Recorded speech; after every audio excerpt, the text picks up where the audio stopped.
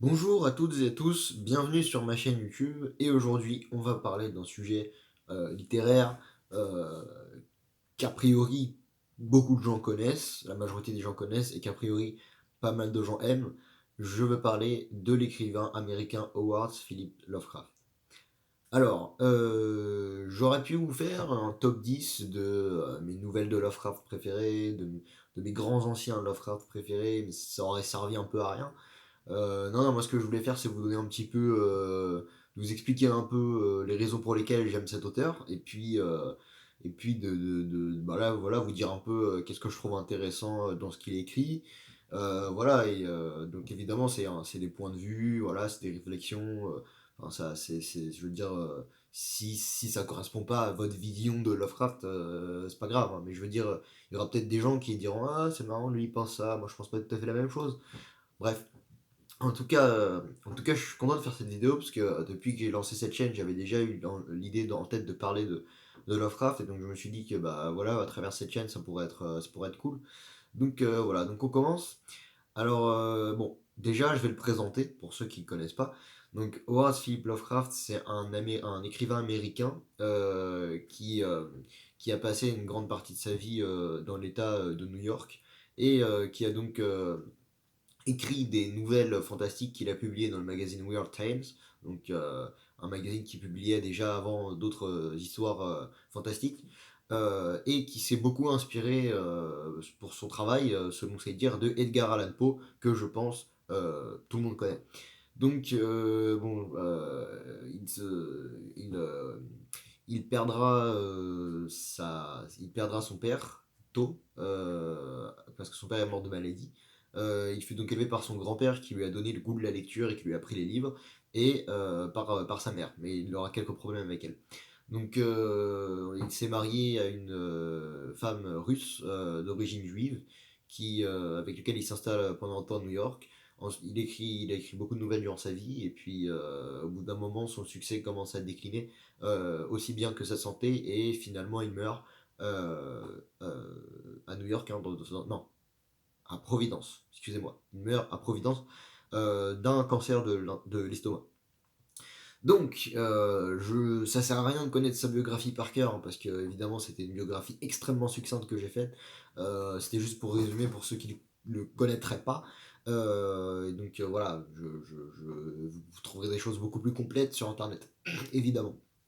Donc, ici, donc l'objectif, effectivement, c'est pas de décrire Lovecraft, mais c'est de dire pourquoi, qu'est-ce qui est intéressant. Avant, il faut qu'on s'arrête sur son style et sur ce qu'il a développé des mythes. Il a développé un nouveau type d'horreur qui a succédé en quelque sorte, alors peut-être pas directement, mais qui est une des branches très modifiées de l'horreur gothique, qui est l'horreur cosmique. Mais effectivement, la différence entre les deux est quand même assez grande. Donc l'horreur cosmique, c'est quoi? C'est le fait de placer les êtres humains, de rappeler que les êtres humains ne sont qu'une partie de l'univers et que finalement nous sommes qu'un petit îlot au milieu d'un vaste océan d'ignorance en fait, un petit îlot d'ignorance pardon, au milieu d'un vaste océan de vie. Voilà, ça correspond à peu près à la citation de Lovecraft. Donc citation, c'est les paroles qu'il a prononcées quand il parlait des êtres humains. Et donc en fait, Lovecraft, par ses écrits, rappelle, en fait, par ses histoires, rappelle que finalement, on n'est pas grand-chose à l'échelle de l'univers et qu'il y a des êtres vivants, des concepts, peut-être même des entités ou voire même des dieux qui sont beaucoup plus élevés que nous, ou du moins si ce ne sont pas des dieux, nous on est tellement rien à côté qu'on peut les considérer comme tels. Voilà, et donc ça c'est un thème très récurrent, c'est le thème principal sur lequel Lovecraft base toutes ses histoires. Et en fait, au départ, ce qui paraît être entre guillemets simplement gothique, c'est-à-dire une vieille cathédrale, une vieille église ou une vieille maison, se révèle dépasser finalement l'échelle humaine pour arriver à l'échelle cosmique, à l'échelle des autres dimensions, à l'échelle de l'univers, etc. Excusez-moi. Mais même si c'est vrai que c'est très intéressant et que c'est l'aspect qui qui plaît au plus de gens, et qui me plaît à moi aussi, mais c'est l'aspect le plus connu. C'est pas l'aspect qui me plaît le plus. Moi, ce qui me plaît le plus, c'est quand Lovecraft fait un focus en fait sur des régions, sur des périodes. C'est ce qu'il fait hein, dans ses nouvelles, et c'est ça que je trouve très intéressant. Et j'avais entendu une fois sur France Culture une émission qui parlait de Lovecraft en disant qu'il a développé quelque chose qui s'appelle le régionalisme cosmique. Alors ça, c'est un terme un peu un peu inventé évidemment, inventé de toutes pièces. Et le régionalisme cosmique, c'est quoi? Bah, c'est le fait d'associer à des lieux une portée symbolique. Ça peut être n'importe quel lieu, hein. Ça peut être un musée, un vieux bâtiment, une cathédrale, une maison, une bibliothèque, une université, voilà, une ville, voire carrément une ville entière ou une région entière. Et donc, effectivement, c'est le régionalisme cosmique, ce qui fait qu'en fait, finalement, dans chaque endroit du monde, il y a des choses à explorer et qu'il y a des choses que l'humain ne connaît pas, il y a des choses qu'il faut aller voir. Alors, ça, c'est lié aussi à toute une période de l'histoire, donc transition, enfin, parce que Lovecraft a vu la transition entre le 19e et le 20e siècle, dans lesquelles il y a eu beaucoup d'avancées scientifiques et dans lesquelles, notamment, on continuait à commencer les explorations qui avaient déjà été commencées, notamment en Afrique, où il y avait pas mal de contrées inconnues encore, voilà, il y a un certain exotisme dans ses écrits et pour la découverte civilisationnelle, la découverte d'autres cultures, la découverte de nouveaux cultes, de nouvelles religions et la découverte des avancées scientifiques. Notamment les premières explorations de l'Antarctique, avec, vous connaissez, je pense, pour le français, les Français en tout cas, Charcot, hein, le capitaine Charcot, qui a découvert, qui a fait une très grande traversée de l'Antarctique et qui a exploré nouveaux endroits. Par exemple, voilà, donc ça, ce sont des exemples de ces percées, ces avancées dont Lovecraft s'est servi. Alors là, je sais, il y en a qui vont m'arrêter, qui vont dire oui, mais Lovecraft il était très raciste et donc ça sert à, enfin c'est pas que ça sert à rien mais le côté un peu fascinant des voyages qu'il décrit, des contrées étrangères qu'il décrit, le côté fascinant de son régionalisme cosmique, bah ça a rien, ce côté fascinant là c'est toi qui vas le chercher puisque Lovecraft était très raciste et il se servait de ça pour créer la peur, pour créer de l'épouvante et il était parfaitement dans la veine du courant un peu occidentaliste, un peu conservateur, qui méprisait en fait les autres cultures et qui tendait à associer les cultures orientales, africaines ou asiatiques à des cultes, à des choses impies, immorales, etc. À les considérer presque comme des sauvages en fait. Mais je suis d'accord sur ce point. Mais faut pas oublier non plus que Lovecraft c'est aussi un héritier de Poe et que Poe avait aussi un attrait pour les contrées, les pays, notamment les pays d'Orient, sur lequel il a basé certaines de ses nouvelles. Il a puisé certaines idées qu'il a réexploitées dans certaines de ses nouvelles. C'est pas pour rien que son recueil de nouvelles, enfin un de ses plus fameux recueils de nouvelles s'appelle The Tale of the Grotesque and Arabesque. Pardonnez mon accent. Donc en gros les contes grotesques de l'arabesque, je crois. Voilà, en gros, c'est ça. Et donc, c'est toute cette fascination pour cette culture, pour cette étrangeté qui vient d'ailleurs, parce que quand Lovecraft a été à New York, il y avait beaucoup d'immigration. New York, c'était une ville qui attirait beaucoup de gens, voilà, et il s'est installé à New York avant la crise de 29, donc c'était encore la période où la ville avait une bonne réputation et donc était pas affaiblie économiquement, ça se passait plutôt bien, etc. Il y avait beaucoup d'immigration à New York. Et donc, effectivement, l'immigration de population mexicaine, turque, kurde, asiatique, chinoise, quoi d'autre encore, africaine, peut-être moins, mais peut-être certains pays arabes aussi. C'était vraiment vraiment une effervescence. Et effectivement, voilà. Et Lovecraft a été impressionné par ça et il a développé, si c'est vrai qu'il a développé un certain racisme qui a toujours continué au long de sa vie, et qui s'est atténué puisqu'à la fin de sa vie il s'est engagé au Parti Socialiste pour essayer d'aider un peu les immigrés puisqu'à cette époque-là il y avait des programmes d'aide pour les immigrés. C'est vrai que c'est un racisme qu'il a poursuivi tout au long de sa vie. Cependant, Lovecraft c'était quelqu'un qui avait une énorme culture, qui connaissait beaucoup les cultures des mythologies indiennes, arabes. Donc quand je parle de mythologie arabe, je parle d'avant la période de l'islam, hein. Je parle vraiment des traits des dieux, des anciens dieux justement, dont il a pu se servir et dont il s'est servi pour créer les grands anciens. Donc les grands anciens, là, les dieux qui viennent de l'espace, etc. Et donc c'est ça que je trouve intéressant, c'est qu'en fait, plus que de dire que l'homme n'est rien par rapport à l'univers, mais cet autre univers, cet univers immense qui nous entoure, il le puise dans quoi? Il le puise dans ce qu'il connaît, il le puise dans l'homme. Certes, il était très attiré par l'astronomie, il a lui-même fondé un petit journal astronomique où il publiait ses observations, il disait ce qu'il savait sur l'espace, etc. Et il était fasciné par les progrès qu'on faisait dans la science, etc. Mais avant forcément de parler de l'espace et de ce qui nous est extérieur, on avait encore énormément de choses, et on a encore aujourd'hui énormément de choses à découvrir sur ce qui se passe sur la Terre même. Et c'est ça en fait, c'est que finalement l'étranger, l'autre, celui qui fait peur, celui voilà, c'est pas tellement le dieu cosmique qui vient de je sais pas quelle cité par-delà les étoiles. C'est ce qui est sur Terre. Effectivement, ça peut mener au racisme, mais ça peut aussi mener à une certaine fascination et à un certain sentiment poétique, vous voyez, sans forcément aller dans le oui, on est tous différents, mélange des cultures, etc. Et sans non plus aller dans le racisme, on peut trouver un intérêt pour ça. On peut trouver vraiment voilà. Alors, certes, à cette époque-là, la différence entre racisme et exotisme, c'est pas très net, c'est pas très défini. Donc quand Lovecraft parle de culture, enfin quand n'importe quel écrivain parlait des cultures étrangères, faut vraiment s'accrocher pour voir si c'est du mépris, si c'est de l'intérêt, de la fascination, si c'est de la peur irrationnelle ou rationnelle, ou si c'est voilà. Donc il faut aussi savoir ça. Donc mais comme Lovecraft était devenu, il était imprégné de la culture puritaine, etc.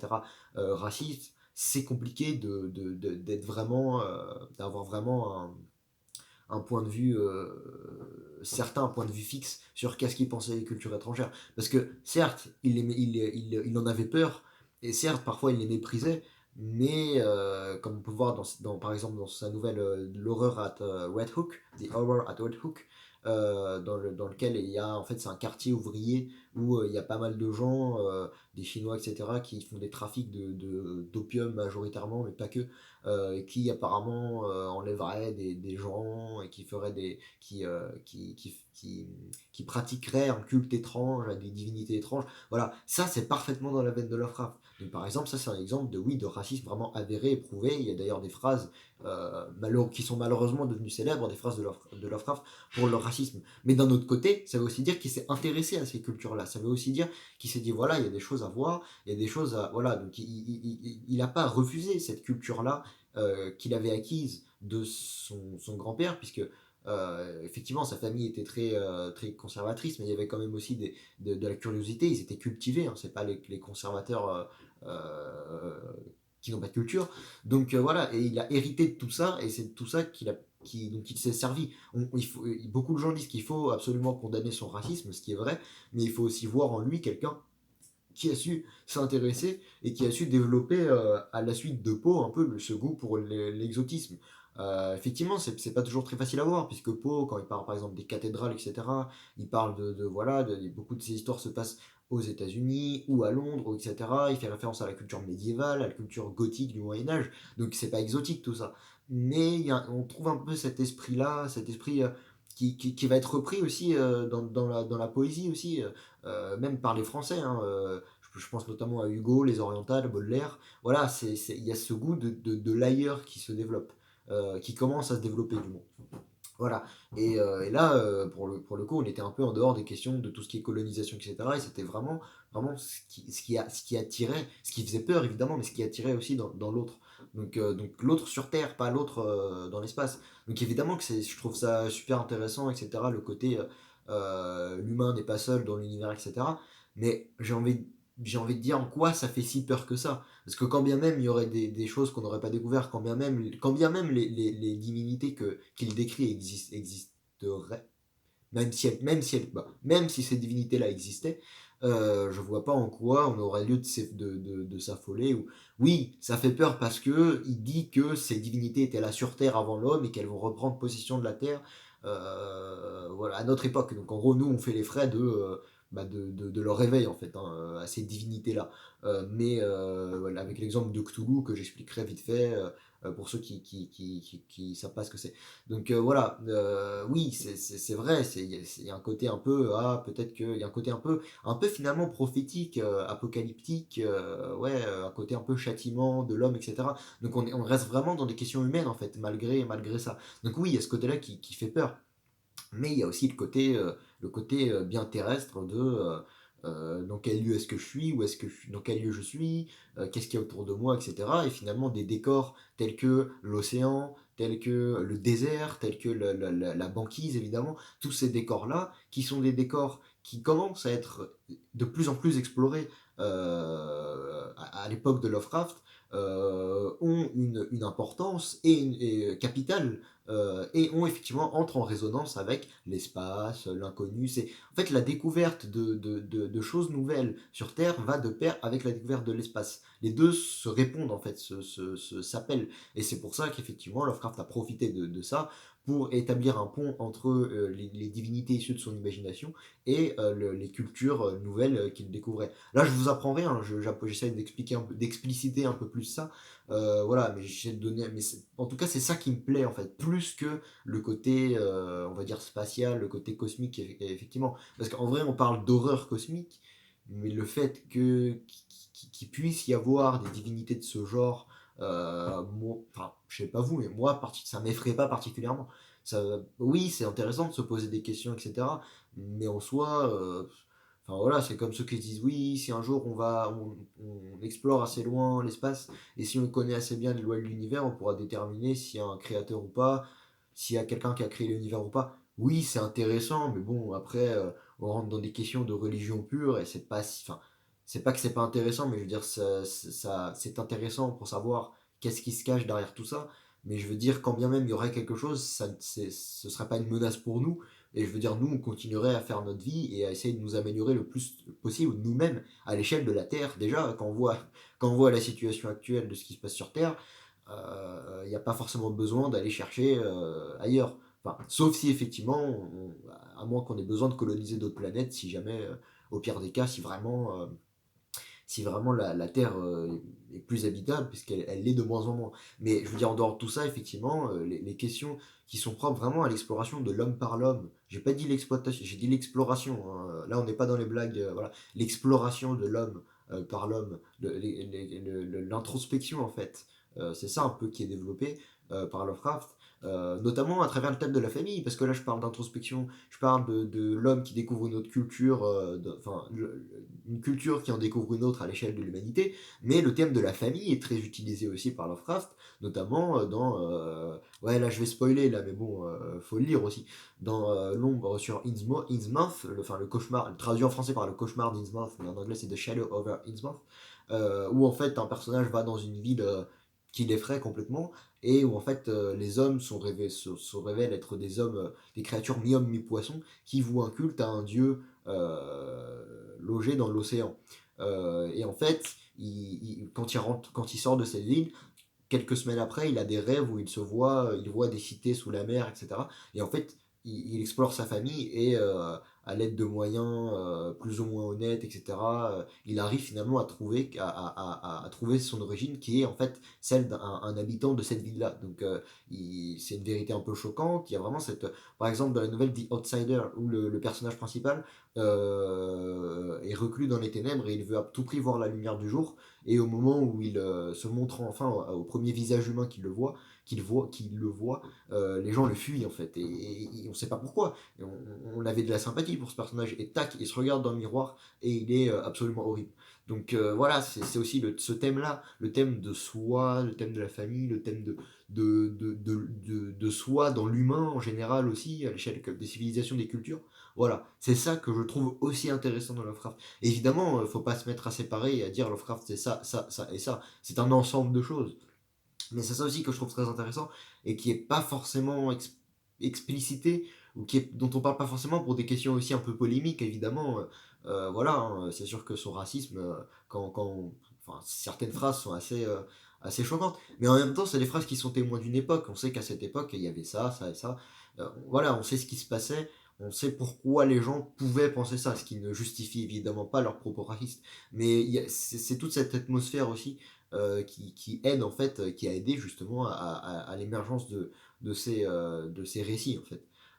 Voilà, peut-être que sans cette petite dose de racisme là, peut-être que Lovecraft serait pas aussi, je dirais pas connu, mais peut-être que ces récits auraient moins cette ambiance oppressante qu'il y a, hein. Voilà, peut-être sans cette dose de peur du nouveau, de peur de l'autre. Il y a cette découverte de l'autre, mais aussi cette peur, hein. Sa citation la plus connue, c'est le sentiment le plus vieux chez l'être humain est la peur. Et la peur la plus profonde est la peur de l'inconnu, évidemment. Donc voilà, alors bon, j'explique vite fait pour ceux qui ne connaîtraient pas. Le Cthulhu dont j'ai parlé tout à l'heure, qu'est-ce que c'est? Mais ça, je pense que tout le monde connaît. Ah, vous tapez C et T dans la barre de recherche Google et vous allez trouver Cthulhu en peut-être, je sais pas, quatrième, cinquième ou troisième position, ça dépend. Mais en tout cas c'est un phénomène qui a fait couler pas mal d'encre, qui continue encore à faire naître des théories, des hypothèses, voilà.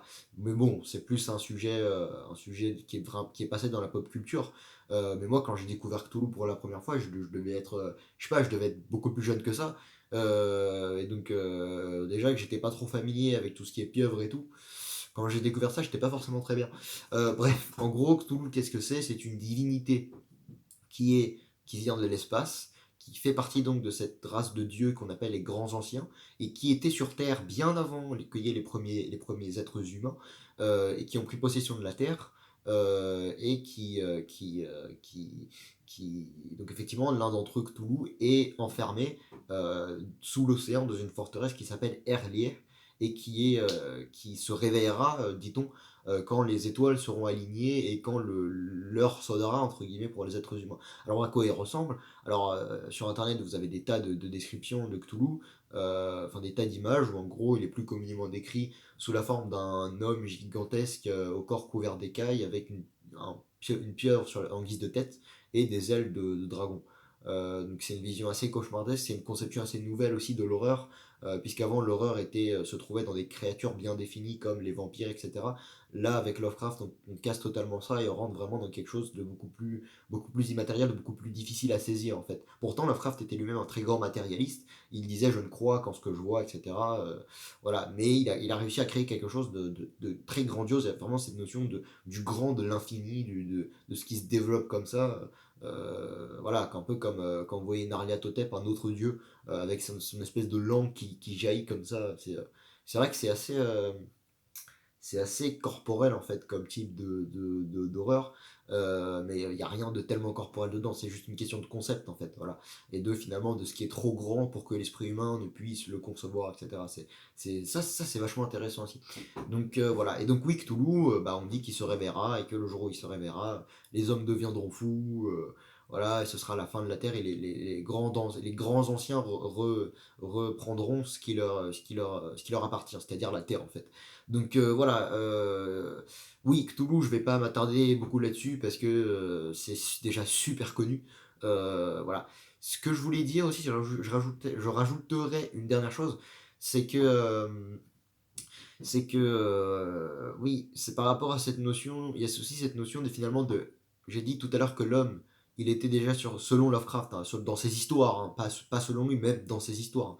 Il était déjà sur Terre avant qu'il ait, enfin, non, il y avait d'abord les grands anciens et après il y a eu l'homme, et en fait il y a cette espèce d'idée que l'homme s'est développé et qu'en fait, quand il était encore un singe, enfin, l'homme descend pas vraiment du singe, mais quand les premières créatures humanoïdes étaient encore à l'état de singe, c'est à ce moment que les grands anciens sont descendus sur Terre. Donc on a cette idée aussi qui fait un peu peur, mais qui est aussi liée à ça, de la déchéance, où en fait l'homme va perdre son statut de créature de Dieu, en fait, de première place, perdre son statut de créature qui a la première place dans le monde, pour redevenir qu'une créature secondaire, pas dans le monde, mais dans l'univers cette fois. C'est un peu comme si l'homme s'était enorgueilli, avait pris trop d'importance, et justement Lovecraft est parfois déprimé quand il voit la ville de New York, grande ville industrielle. Il a d'ailleurs un peu transféré ça dans sa ville qu'il a créée lui, hein, Arkham, qui est une ville à la fois avec sa prestigieuse université, sa bibliothèque qui cache des livres pas très, enfin des livres de magie noire, et évidemment l'asile. Voilà, on retrouve beaucoup des lieux avec des murs en béton, des lieux comme ça, des lieux vraiment tristes. Et Lovecraft a réussi à créer ça et à pas à créer ça, mais à utiliser ça pour faire un parallèle avec la déchéance de l'homme et pour montrer en fait que bah, l'homme il est en train de retourner, il allait retourner dans ses histoires, il était menacé de retourner à un état simiesque en fait, un état de primate. Et c'est ça qui est super intéressant, c'est que quand on voit les asiles, les trucs comme ça, bah en fait, quand comme ils sont décrits par Lovecraft, hein, je me base toujours sur ce qu'il a écrit, sur ses récits. Quand on voit tout ça, bah en fait, c'est vrai, il y a un peu cette notion de bestialité chez l'humain, et l'humain va redevenir un peu cette créature inférieure, rampante, qu'il n'était pas, mais à laquelle il était similaire avant, en fait. Et c'est ça qui est intéressant. parce que ça se pose des questions sur pas sur ce qui se passe actuellement, mais sur ce qui s'était passé, parce que ça s'est peut-être un peu atténué maintenant, mais sur ce qui s'était passé à l'époque de Lovecraft. On était vraiment dans des questions d'anthropologie, d'études de l'humain, d'études de tout ça. Voilà, donc c'est super intéressant aussi au niveau humain. C'est pour ça que toujours, Lovecraft, il est humain, il reste dans l'humain. Peut-être qu'effectivement, oui, il faisait des cauchemars où il avait des visions absolument fantastiques, absolument grandiloquentes et terrifiantes aussi, évidemment, de visions cosmiques, etc. Mais aussi, c'est un humain comme tout le monde. Donc, c'est un humain comme tout le monde, et ben ça veut dire que, voilà, hein, il est attiré par l'humain, il aime beaucoup sa ville, Providence, il aime beaucoup, voilà. Ça, les fans de Lovecraft, je vous apprends rien. Mais pour ceux qui ne l'ont pas lu et qui aimeraient le découvrir, je tiens à préciser ça aussi parce que ça m'énerve un peu qu'on associe trop Lovecraft à quelque chose de cosmique et on en oublie finalement que c'est un humain comme les autres et que finalement il est dans un contexte où la question de l'être humain était en plein bouleversement, hein, de qu'est-ce qu'on va devenir, voilà. Il a vu la Première Guerre mondiale, il s'est d'ailleurs basé sur les horreurs, certaines des horreurs dont il a entendu parler puisqu'il n'y a pas participé, comme il était malade je crois, pour ses écrits. Voilà, on est dans une période historique, scientifique, voilà, où il y avait des questions anthropologiques très importantes qui étaient soulevées, notamment par rapport à la guerre, par rapport à la folie, par rapport à la découverte de nouvelles cultures, comme j'ai dit, etc. Donc c'est super intéressant ces questions-là. Et effectivement, c'est très riche quand on voit tous les paysages, tous les monuments que Lovecraft décrit en fait. L'horreur se situe plus dans les lieux que dans les créatures elles-mêmes. Et c'est ça aussi qui est très typique d'une écriture comme celle de. Enfin, d'une écriture, d'un style. C'est très typique du style de Lovecraft en fait. Et donc, oui, je voulais ajouter une dernière chose. On a souvent tendance à dépeindre Lovecraft comme un écrivain reclus, malade, on l'appelait même le reclus de Providence. En fait, il était même tout le contraire.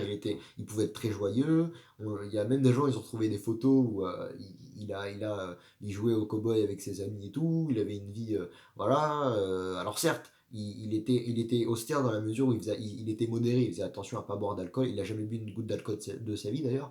Voilà, mais il pouvait aussi faire des excès, et puis il avait une vie comme tout le monde. Il était aussi d'ailleurs très communicatif, et je pense vous apprendre rien en vous disant que c'est un des plus grands écrivains, pas épistolaire dans le style épistolaire, mais du moins qui a écrit plus de lettres. Et il y a même des gens qui sont spécialisés dans l'étude des lettres de Lovecraft, et ils essaient d'en recenser le plus possible pour en étudier le plus possible. Parce que c'est effectivement dans ces lettres qu'il dévoile un petit peu sa pensée, etc. Donc même s'il y a toujours des polémiques, des controverses par rapport à son racisme et à son affiliation à certaines idéologies conservatrices, voire carrément nazies, voilà, il n'a jamais approuvé le massacre de population, il n'a jamais... Voilà. Mais effectivement, il y a tout ça. Donc il y a tout ça qui est intéressant, et donc bah, pour ceux qui l'ont pas découvert, bah, lisez-le, hein, parce que voilà. Et ah si, une dernière petite chose importante qui est que Lovecraft c'est quelque chose, quelqu'un, un auteur qui est extrêmement représenté dans la pop culture actuelle, mais selon moi et selon beaucoup d'autres fans de Lovecraft, la pop culture tend à réduire justement Lovecraft à ce que je disais tout à l'heure, c'est-à-dire à quelqu'un qui est seulement dans le cosmique, etc. Parce que voilà, c'est les jeux vidéo, voilà, donc on est dans cette idée-là, mais finalement ça lui ôte un peu de son charme. Et c'est pour, même s'il y a des jeux vidéo qui sont sortis récemment auxquels j'ai pas joué, mais dont j'ai vu des, des extraits de gameplay de temps en temps, du style L'Appel de Cthulhu qui est sorti je crois il y a 2 ans ou l'année dernière, qui était assez bien réussi. D'après c'est que mon point de vue, hein, voilà. Les jeux vidéo et le cinéma sont passés à côté de Lovecraft et ont tendance à se réfugier dans une interprétation purement étrangère à l'humain, qui est l'interprétation que ces continuateurs, que les disciples en fait de Lovecraft, entre guillemets, si on peut parler de disciples dans ce cadre-là, si vous voyez ce que je veux dire, que ces amis écrivains ont perpétué en fait. Donc, parce qu'après il y a une petite déviation, il y a eu des déformations, des reprises, etc., des adaptations différentes. Donc je dis pas que c'est mauvais, hein, mais du coup c'est pas forcément c'est intéressant aussi, mais c'est pas forcément la même chose que ce que l'écrivain original voulait communiquer. Moi je pense qu'avec Lovecraft il faut pas chercher trop loin non plus. Je pense que c'est un écrivain sensible qui écrivait pourquoi pour partager ce qu'il avait dans la tête et sur le cœur. et puis évidemment pour gagner sa vie. Enfin voilà, donc faut pas non plus aller chercher des trucs. Voilà, parce qu'il y a même des gens qui disent oh là là, et si Cthulhu était réel? Non, c'est bon, faut se calmer. Voilà, enfin bon. Peut-être qu'il est réel, mais même quand bien même il serait réel, je veux dire, tant qu'il se réveille pas, ça va. Donc voilà, bah écoutez, j'espère que ça vous aura plu. Et puis je vous dis à bientôt.